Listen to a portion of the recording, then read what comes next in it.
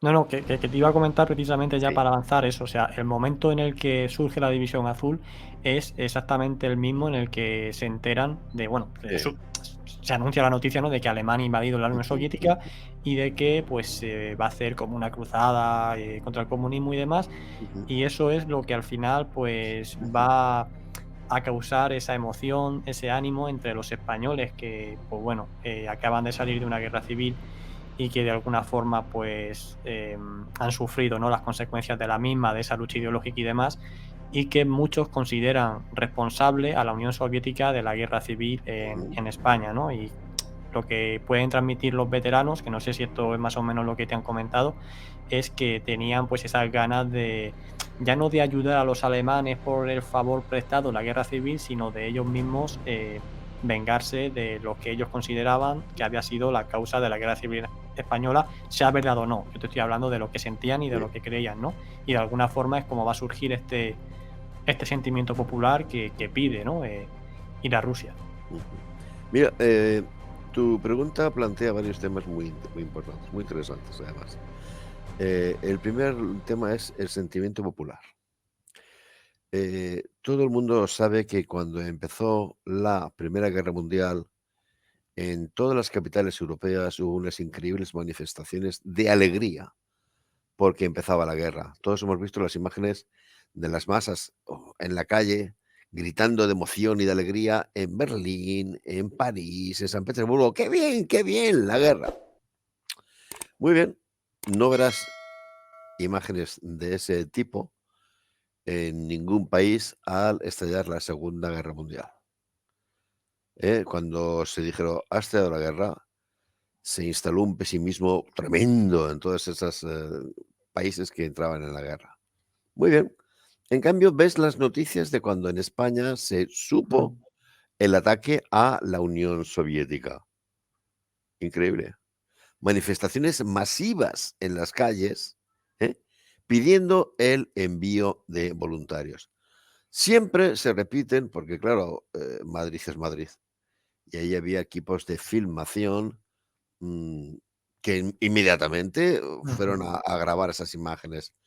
Pero atento, hubo manifestaciones en toda España.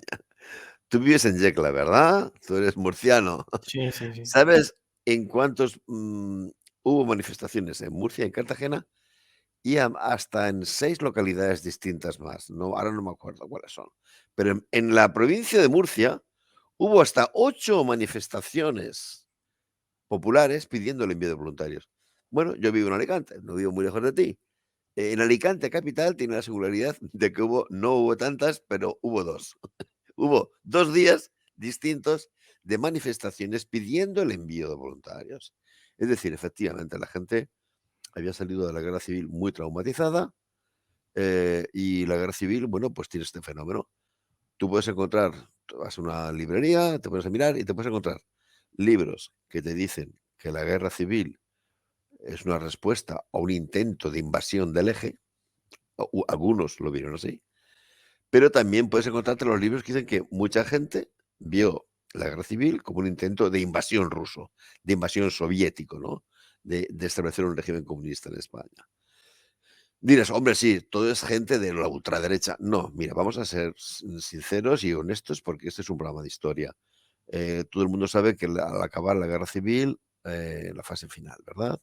Hay una Ujú. sublevación dentro del Frente Popular, dirigida por el coronel Casado, en la cual socialistas, anarquistas y republicanos se alzan contra el gobierno del Frente Popular, diciendo que es un gobierno totalmente enfeudado a la Unión Soviética. Es decir, muchísimos españoles de derechas, digamos que todos, pero también de izquierdas, creen que en España el poder está dirigido por Rusia.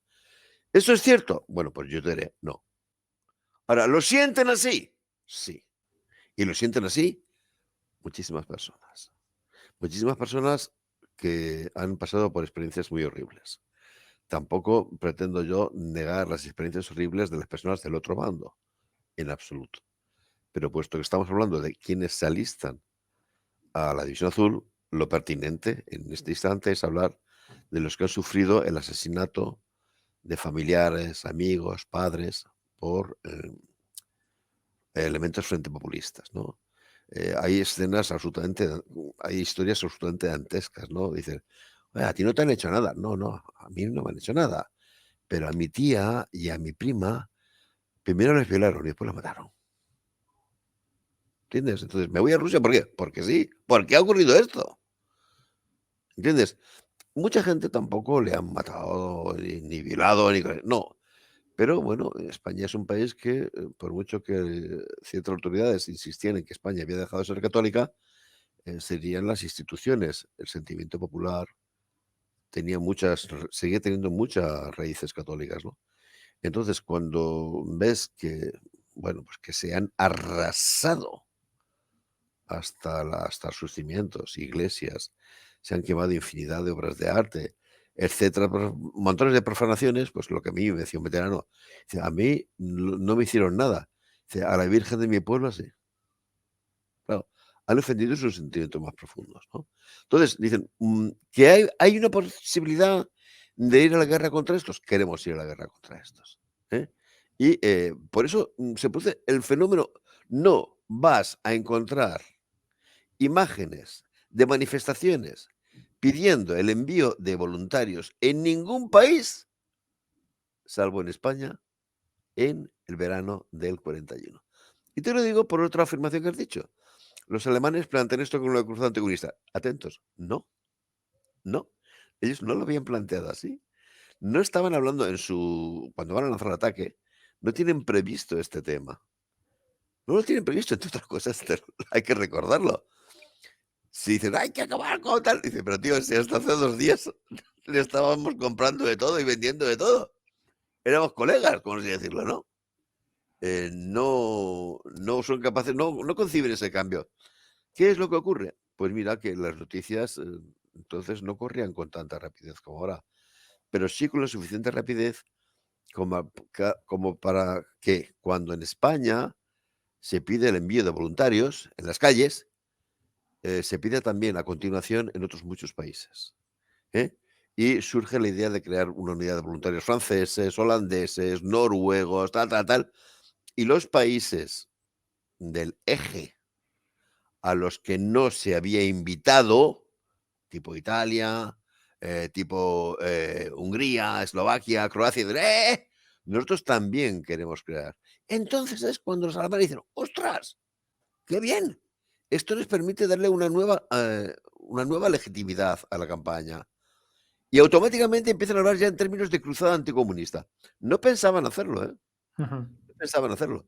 Es un poquitín, no te voy a decir que es por influencia de lo que ocurre en España, pero lo que ocurre en España al pedir voluntarios es lo que crea ese sentimiento en el cual participan muchos europeos, de que hay que hacer una campaña contra el comunismo. ¿Va a tener ese movimiento la misma difusión que en España? Hombre, pues evidentemente no. Me explico.